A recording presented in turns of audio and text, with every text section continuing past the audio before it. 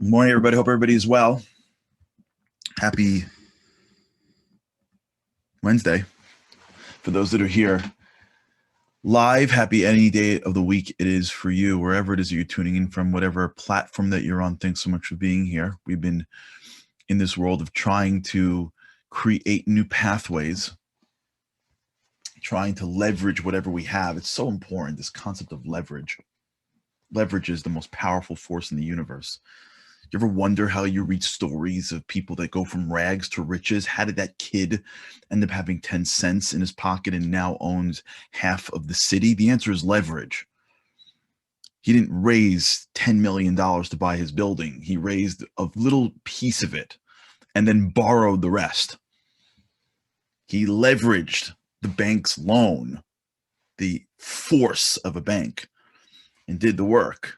And when you leverage the debt, if you will, that could enable you to gain more returns.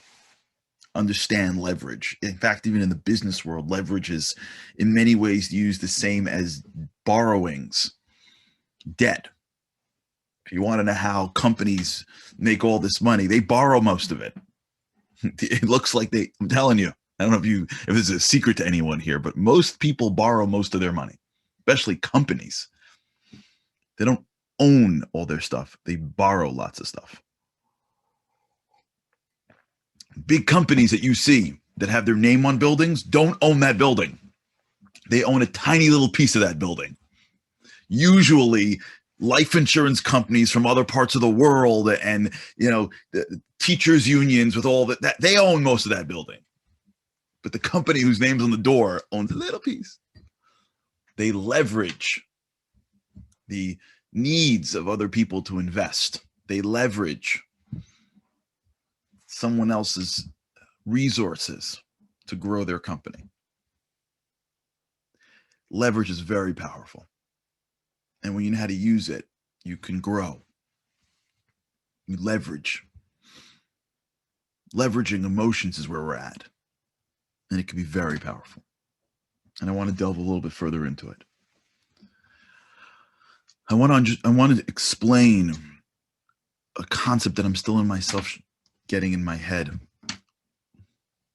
It's back to this sefer, this book that I've been completely obsessed with called Biyam Darkecha, and the ways of the sea. It's level of brilliance that I've never really encountered. I mean, it's simple brilliance.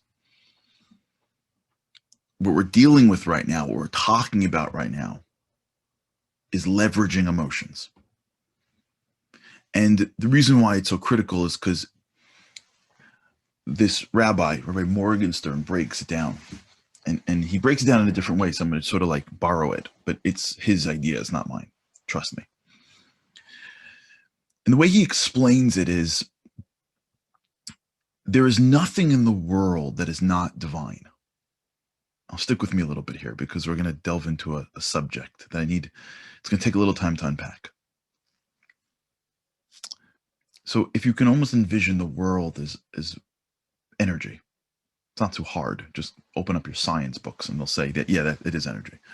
The whole world is energy.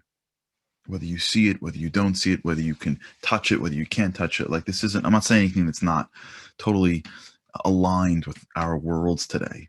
That the world is energy. The table has energy within it. The cup of coffee has energy. The coffee itself. The coffee has special energy because it's coffee, but still energy. Human beings, come on. We're nuclear reactors. We're nuclear reactors. The energy that we have inside us, our brain, the energy that our brain uses every day to transmit information to it.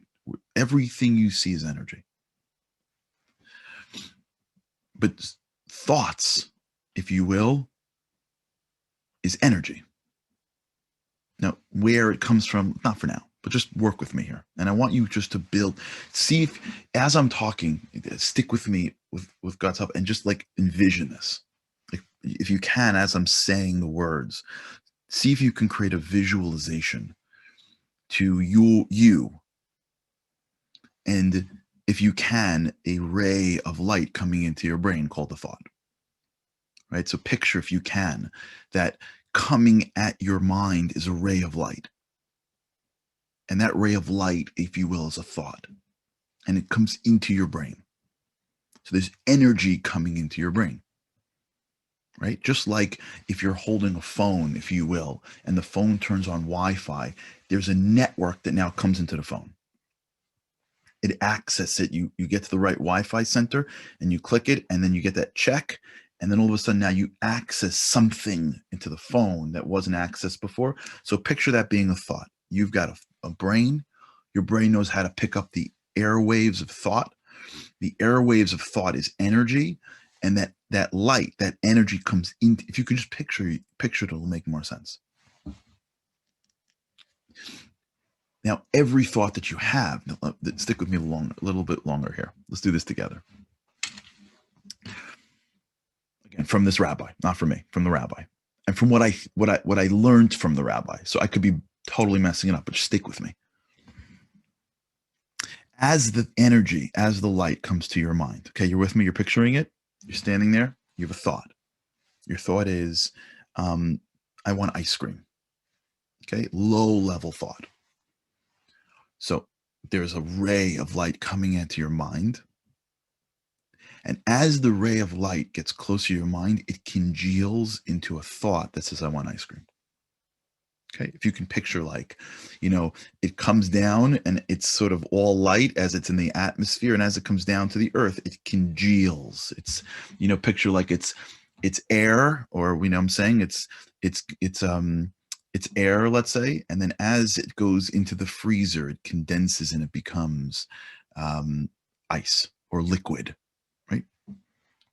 So that light, that ray of light, as that ray of light comes into your mind, it becomes a thought with a voice. That's usually your voice that tells you something, okay?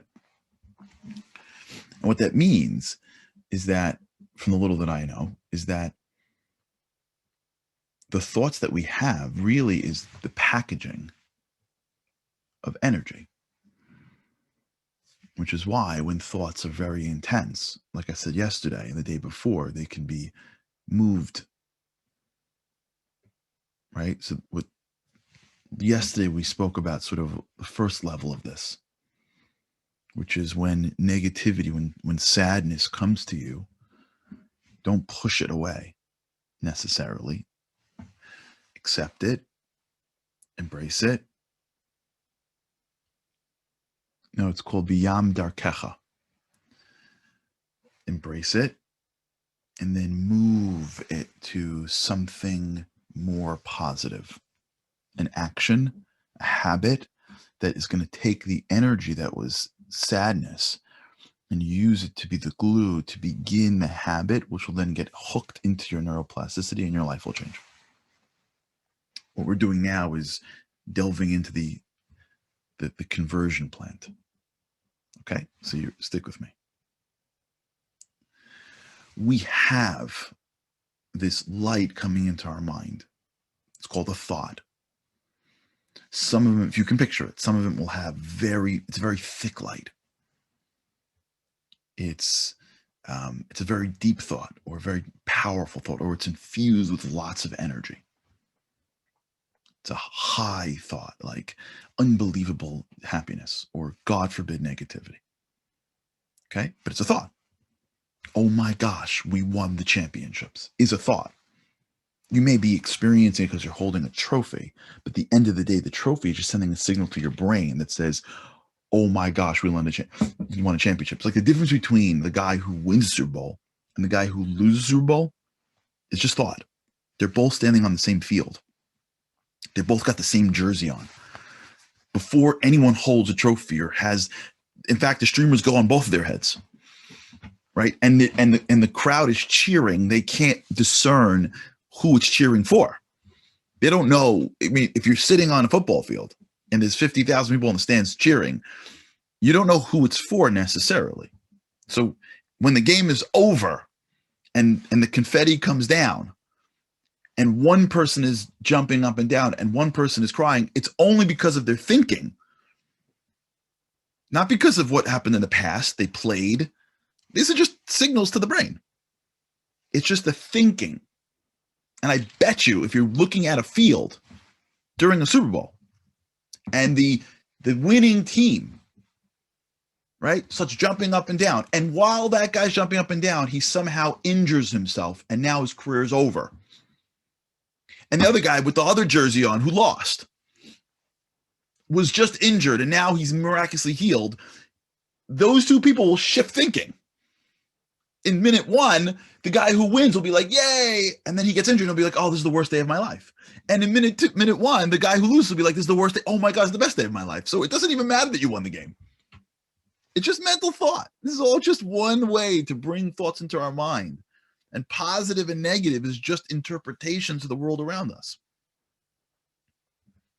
So everything we're talking about really is the light, the energy, the thought that comes into our mind. And sometimes it's packaged with very little emotion. Sometimes it's packaged with very high emotions. But in both cases, at the front end of this ray is words, is an articulate thought that comes into our mind. And as it hits our mind, if you can picture this, do it with me, please. As it hits our mind, we unpack it and go, what is this? Oh, this happened. And the emotion comes into our hearts. Oh, that happened. The emotion comes into our hearts. And then it changes us. And it disempowers us, or it empowers us. I just won the lottery. Empowered. Oh no, I lost the lottery. Oh, disempowered. These emotions are just thoughts that come into our minds. But these thoughts are packed with energy. And the energy is divine, which means the energy is good. The thought itself may not be as, but the root of where it comes from is the source is good. And so whenever a thought comes into your mind, you have to realize that that thought is just the covering of energy. But the energy itself is divine energy, which means this divine energy is powerful and is meant for good. So if you're envious of somebody, that's really divine energy packaged in envy. If you're tempted by something, it's divine energy packaged by temptations. If you're sad about something, it's divine energy packaged in something that happened that feels terrible. I was saying yesterday, the ability to love someone, the fact that Jews from all over the world are crying for each other is such a positive thing, that we love each other. We never even met each other. The fact that people are watching what happened in Israel, and for most people, they're not connected to them directly, and they're so broken. It's such a positive thing, but it's packaged in something that happened that was terrible. And when we talk about bringing that energy in and somehow using it for positive, we need to understand the following. And once you understand this, it's going to open up a new world, like it did for me, which is once you know that the feeling you have is inherently positive, all you got to do is remove the package. That envy that you feel, I got to go past the envy and know that behind the envy is something really deeper that's good. The temptation that I have for the wrong thing, I got to know that that's not a bad thought. That's a good thought packaged in something that's bad for me, for a whole variety of reasons. And I got to just unpack it, and I get to a good thought. And I'm going to use it now. Every time I feel an emotion, I got to realize that that's leverage. That's an investor that hands me money. And the guys may not be the best guy in the world, but you know that if he's able to take the money that he's giving you and deal with the garbage that he puts you through, and some investors give you some garbage because they think they run the world because they have a couple of bucks. They're in charge of a couple of bucks. And they're used to people like just constantly kissing up to them. And after a while, it gets to them. When you're in charge of giving out a lot of money, people are constantly playing to you. And after a while, you start to believe it. So sometimes you got to deal with guys like this. Okay. I spent a year of my life going on the road raising money for a major fund. Yeah, sitting in offices all the time, raising money for deals and whatever. Sometimes you sit with guys, they're total quirks, they're total wackos, but like you got to deal with it. So like they're used to it. So like they get away with stuff that like, whatever. It's sad, but it is. What can you do? You got to raise money for a fund. So the guy's got to tell you some stupid story about how he's the greatest guy in the world. All right, so you listen to it. Or the guy, whatever. Not for now. We could tell over stories sometime else. The idea is that you understand that behind the quirks, behind the ego, is the opportunity for resources. People do it all the time. You see what some guy thinks he runs the world because he got a couple of bucks, but you guys got to raise money for a school. Kids need the money, so they sit there and they laugh at the guy's jokes. Okay, school needs to get built. School needs to get built. Behind that veneer, and by the way, between me and you, they're all good guys and women. Everyone's good. Everyone's good. Some people just don't. Some people are being whatever. This isn't for now. Everyone's good. Sometimes the biggest victim in the story is the person whose whole life someone's playing to. Let me tell you. The biggest victim sometimes is someone whose whole life people never look at him or her for them, only for what they can get out of them. They're great people. They're stuck in a world where everybody just wants something from them. For another time, the point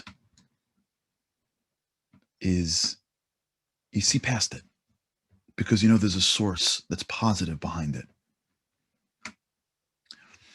You're not going to be able to use your emotions if you think there's something wrong with your emotions. You're not going to be able to leverage the most powerful resource you have, which is emotions, if you don't believe that behind that negative feeling is a positive light. And maybe it comes across as negative because we don't know what the world really is, or we don't know how the world works, or we don't have the vision that God has, or we fell to our temptations in the past. And so we're connecting a temptation to what would be a really normal feeling. So maybe the desire that we have is to be successful in life, but because we fell to the temptations of doing it the wrong way, as soon as we have that positive feeling of being successful, it immediately neurologically marries with the wrong way of doing it. Fine. Forget the reason why that divine emotion is being presented to you with a negative package. Forget it. There's a lot of reasons why that is. Some okay, some not okay. It's irrelevant for now. The point is that when you have an emotion and you believe in your core that that emotion is a check being handed to you to invest in yourself, the emotion is a gift that now you're able to raise up past the world of indifference, past the world of exhaustion, past the world of laziness, because you're emotional. By just being able to look at the emotion and say, I know it's being presented to me as negative, but I believe that there is no negativity in this world at its root. And so I'm going to reach behind that thought, behind that negativity into the light, into the core essence of an emotion, which is divine energy, and take the divine energy and try to use it for something positive, because I got to unpack what's around it to get to what's on the inside. The belief of what it is that you have will allow you to do what we said yesterday, which is take it and go, okay, I didn't want it this way. I wanted it in a positive way, but I got it. How do I leverage it?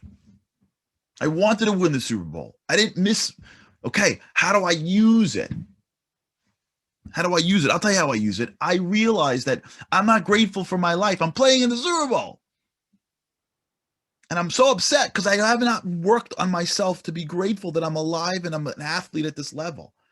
So I'm going to use that negative feeling to unpack a positive light to then go into a gratitude habit, so that from now on, when I play in a game, I'm going to be off the charts. How does it apply to our lives? We're alive. When you look at a mass tragedy, am I grateful for my life? Am I grateful for what I have? At the very least, that feeling, unpack it and reach into the energy. That's that thought and go, what do I do with it now? Okay, I feel down. I got to use it to be more grateful for the things that I have that I wasn't grateful for. But it only works if you believe to your core and try it. Every feeling you have really has the same source in positive light, positive energy. And all you got to do is take off the cover. All right, we'll talk about it. Just play with this a little bit. Just watch it. If at the very least today, we can look at our thoughts and sort of like picture them and visualize them. They don't come from within, they come from without. And start to see the different pieces of it. Start to play with the Lego pieces of thought. We'll begin to control it better. We'll begin to understand it better. And once you're able to understand and control thought better, it's the greatest leverage you can ever ask for in life. All right. Oh, man. Have an amazing day. And with God's help, I cannot wait to see you again tomorrow.